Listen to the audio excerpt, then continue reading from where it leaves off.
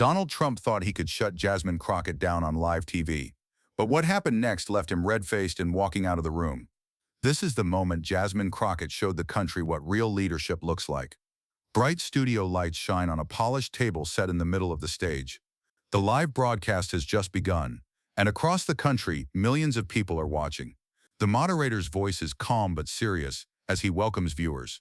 Tonight, he says, we're focusing on the real issues Americans face every single day: the rising cost of living, broken healthcare, and the question of justice for all. The words hang in the air. These aren't just talking points. These are struggles that shape everyday life for millions of families. Jasmine Crockett is sitting on one side of the table. She's focused, collected, and ready. You can see the weight of the conversation in her expression. She knows how many people are counting on her to say what they feel. When the moderator turns to her, the room falls silent. Jasmine leans forward slightly, her hands resting on the table. Her voice is calm, steady, and warm. But there's power behind it. She begins with the economy.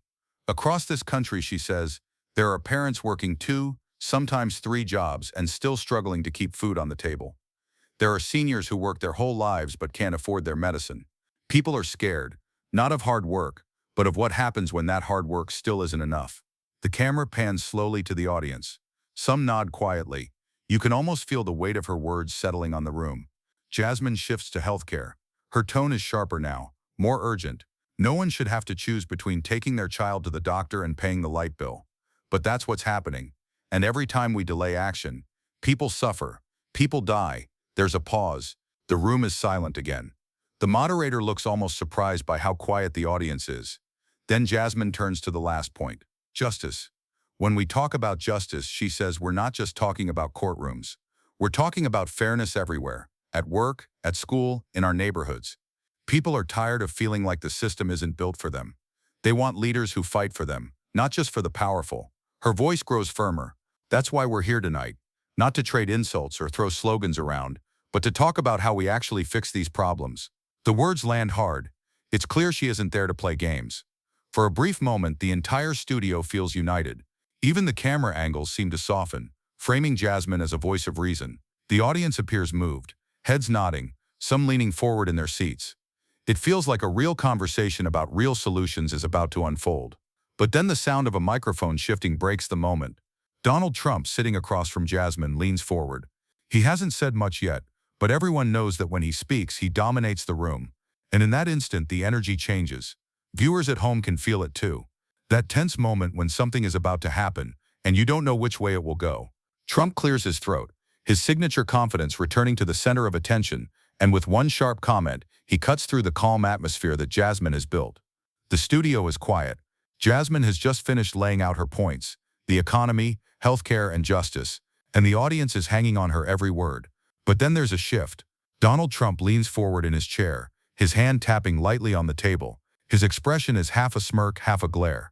He waits for just a second longer than necessary, the kind of pause that makes everyone hold their breath before speaking. And then it comes. "You know nothing about USA's issues," he says with a sharp laugh, waving his hand as if to brush off everything Jasmine just said. The sound echoes through the studio. It's not just what he said, it's the tone. Dismissive, belittling.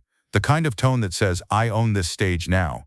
Jasmine blinks but doesn't move. The moderator shifts uncomfortably in his seat, trying to decide whether to step in. The audience murmurs softly, a mix of gasps and low whispers. But Trump isn't finished. He leans in closer, his voice louder now. "Tell me something," he says, pointing a finger toward Jasmine. "Are you really from America or Africa?" The words hang in the air like smoke. For a second, there's absolute silence. Even the cameras seem to hesitate, unsure of where to focus. Then a collective reaction. The audience gasps, some covering their mouths. Others look around as if to ask, "Did he really just say that?" The moderator looks stunned, his hand frozen over his stack of papers. Trump, however, sits back with a satisfied expression, as if he just delivered the knockout punch. He glances toward the crowd, waiting for applause, waiting for laughter, but none comes. Instead, the air feels heavy. Jasmine's face stays calm, but you can see the faintest flash in her eyes. A quiet fire. She doesn't speak yet. She lets the silence build. Lets Trump sit in the moment he just created. Trump, sensing the quiet, fills it with more words. "You know," he continues, "people like you stand here talking about justice, talking about the economy, but you don't understand America like I do.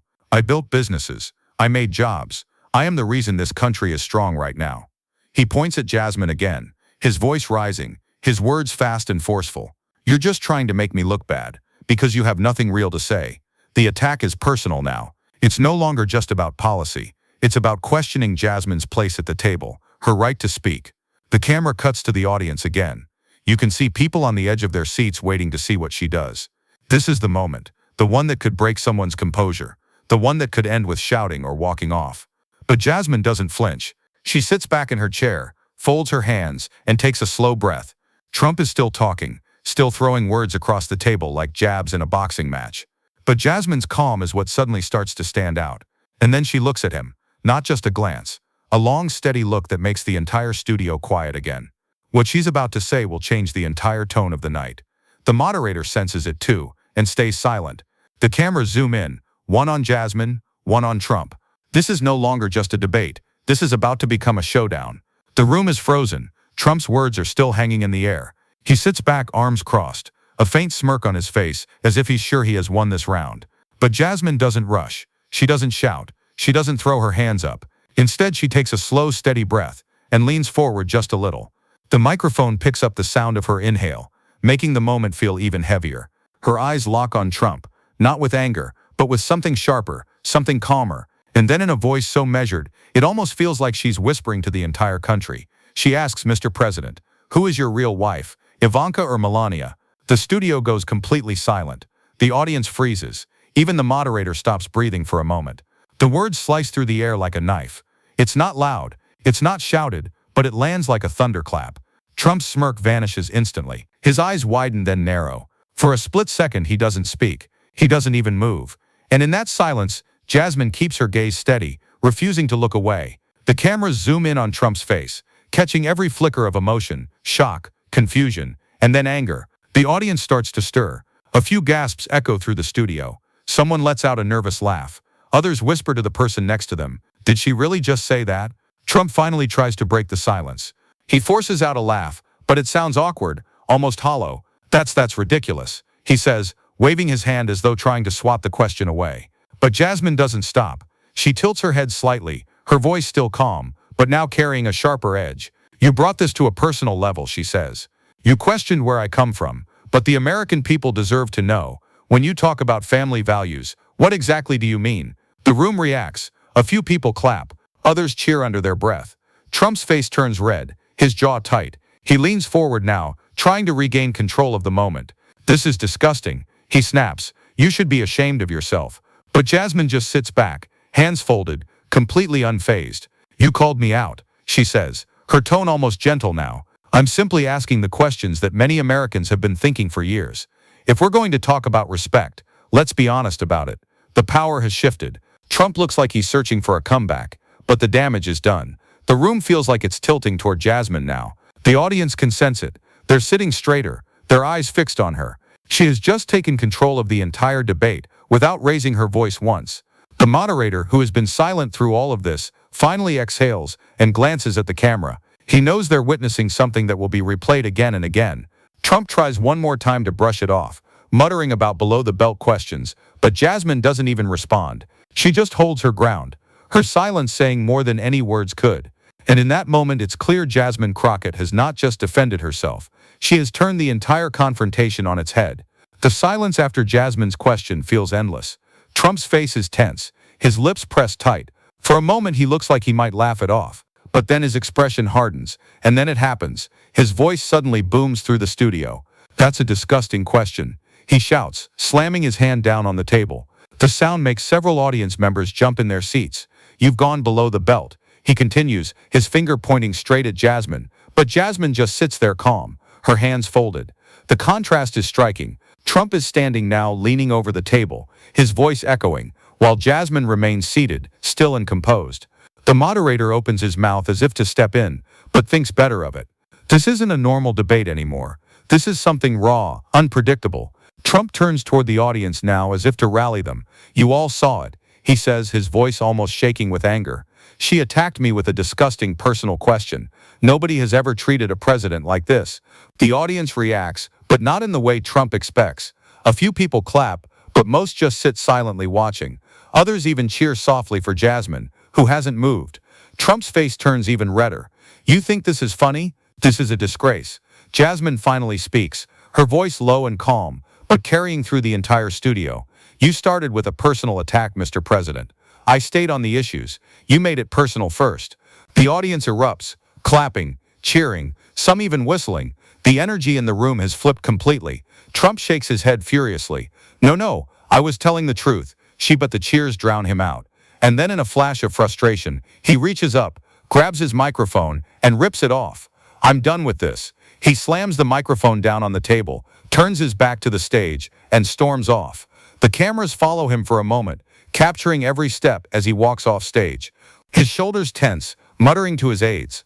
The sound of the audience is a mix of shock and electricity. People whispering, some even laughing nervously.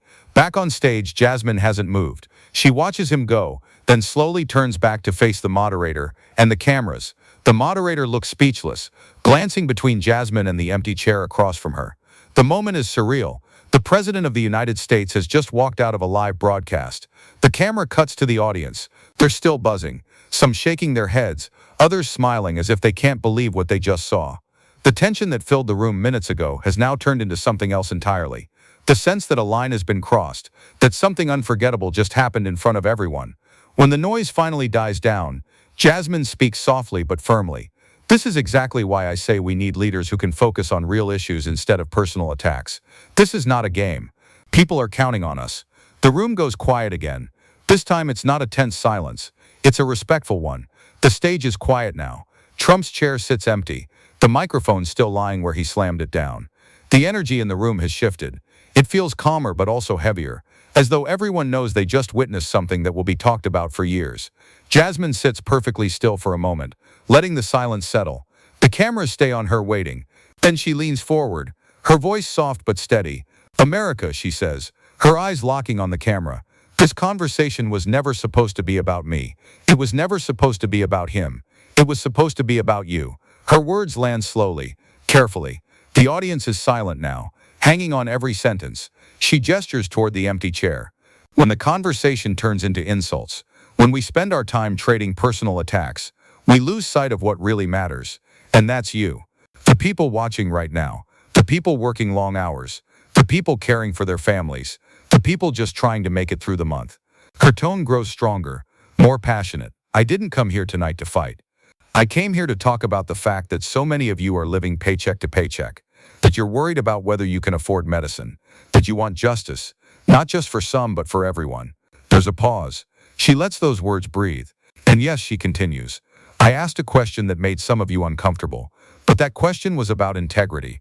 Because leadership isn't about who can shout the loudest. It isn't about who can throw the hardest punch. Leadership is about accountability. It's about setting an example for the next generation. So our kids grow up believing in honesty, fairness, and respect. She glances back at the moderator, then back at the camera. Her expression softens, but her voice stays firm. You deserve leaders who talk about solutions, not distractions. Leaders who face tough questions without running away. Leaders who put you first, not their ego. The audience starts clapping softly at first, then louder, filling the room with sound. Jasmine waits until the noise dies down before speaking again. This time directly to those watching at home. Tonight you saw what happens when we stop letting fear control the conversation. When we stand up and speak the truth, no matter who's sitting across the table. Then I want you to know, you have that same power. Each of you. She points gently toward the camera, almost like she's speaking to each person individually. Stand up for what you believe in. Ask hard questions. Demand better from those who lead this country. That is how we make America stronger. Not by tearing each other down, but by holding each other accountable. The audience is now on its feet, cheering and clapping. The moment feels big, almost historic. Jasmine gives one final line, her voice calm but resonant. This is about more than one debate. This is about who we are as a nation. And I promise you this, I will never stop fighting for you.